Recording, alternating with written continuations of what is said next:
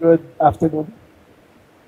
First, I would like to issue my profound condolences to the Tapos, victims of this crime. We consider both Mr. Jalani and Mr. Wee as victims. We do not consider anyone here as a criminal, but rather victims of a victims of technology gone wrong. We do not asperse any blame on the Ateneo for what has happened. We find that we found that all their uh, security protocols were at par with industry standards. We'd also like to give our heartfelt gratitude to the community for coming together in these difficult times. This is not a case of a boy angry and taking retribution against another boy.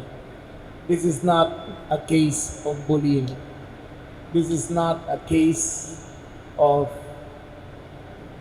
a teacher maltreating a student. This is a case of misguidance. This is a case of undue influence by certain games on the internet. This is a case of desensitization of violence with children because of the games they play on the internet. We have to realize that everyone in the country must realize that Zamboanga is a peaceful city. It's a city of different faiths, yet they come together as one. It's a city of multilingual people, yet they communicate in that language of being what a Zamboangueño is. Both the Wee and Jalani families are Ateneo families. They come a long way. Their relatives know each other. Their families know each other. Their, they have memories of their days at Ateneo, from their cousins to who their faculty was, and their experiences are common and shared. Though they may came from different faiths, it has nothing to do with it. It Mr. Wee was a victim of circumstance. Mr. Jalani was a victim of undue influence.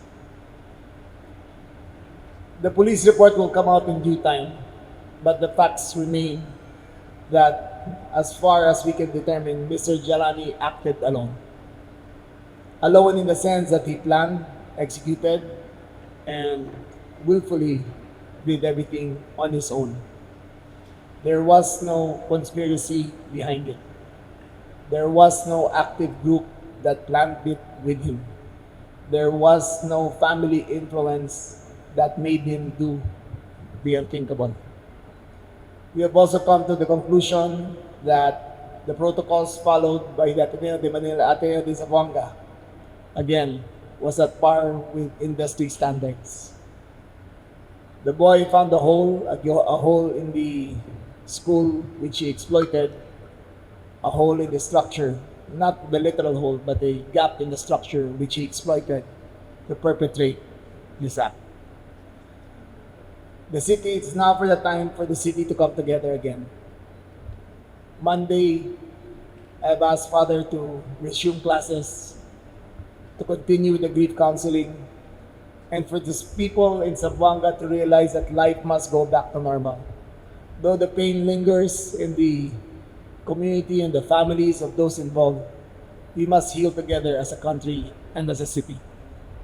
The city must come together. The city must realize that Zamboanga is safe. The country must know that Zamboanga is safe. And furthermore, we must know all around the country that our children are safe. The PNP has taken great steps in ensuring security in all these schools. In fact, there were two vehicles outside the school when it happened. In all public schools, in all public schools around the country, public in all schools, we have been providing adequate security ever since the Tacloban shooting.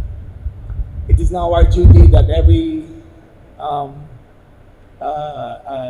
admission and dismissal that police are present in public schools, barangay tanods will be patrolling inside the classrooms, and bags will be checked in all public schools. But there comes a greater question here, in the question of whether the country should ban these apps, these first-person shooter games, which desensitizes young men and women to thinking that violence is normal. Should we penalize the gun owners for improper safekeeping of their firearms? They are accorded the license and the privilege to own a firearm, yet it is also their responsibility for the safekeeping. Should we already ban and make illegal firearms non-bailable? Should we make gun owners accountable for acts that are done by others with their weapon? As of now, the law is very infirm. The responsibility of the gun owner is akin only to someone who lent a car and the car got into an accident and charged with reckless imprudence. That is the only culpability that gun owners have now, and that must change. Dapat magbago yan. 98% of gun violence in this country are committed by illegal and loose firearms. 98%. It's the 2% that keep us safe. We have 800,000 uniformed policemen, everyone from PNP, AFP, Bureau of Immigration, NBI, and all the other agencies. We have over 800,000 guns, 800,000 personnel. There are over 4 million guns in the Philippines, 1 million or so, which are illegal. 98% of the crimes are created by illegal guns. In the end, it is about the influence of video games, and it is about the responsibility of gun owners. Again, let me make it clear. It is no one's fault in this room, in this table. The local government did their best. They responded accordingly to how they should have responded. The PNP is doing their best. They're investigating. But what is at trial here is not Ateneo or the PNP. What is at trial here is the notion of what is true and what is right and what is just. I have a son who graduated from that Ateneo. I graduated from that thing. It breaks my heart, because these things should never happen. So we will answer no more questions here because there is none to answer. Most of it is out already. We have told you that you have the details of who shot, who was shot, who were the victims. But the final police report will come out in a few days, and then maybe we could answer the questions. But let me assure you, Zamboanga is safe. Again, let me assure you, Zamboanga is safe. And we will keep it safe. We are here to ensure that everything is done fairly. We're here to ensure that it is not a cultural clash of Muslims and Filipinos.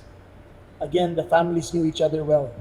So it's not a clash between faiths, but it is a clash between technology and accountability. Thank you very much, and good morning to all of you.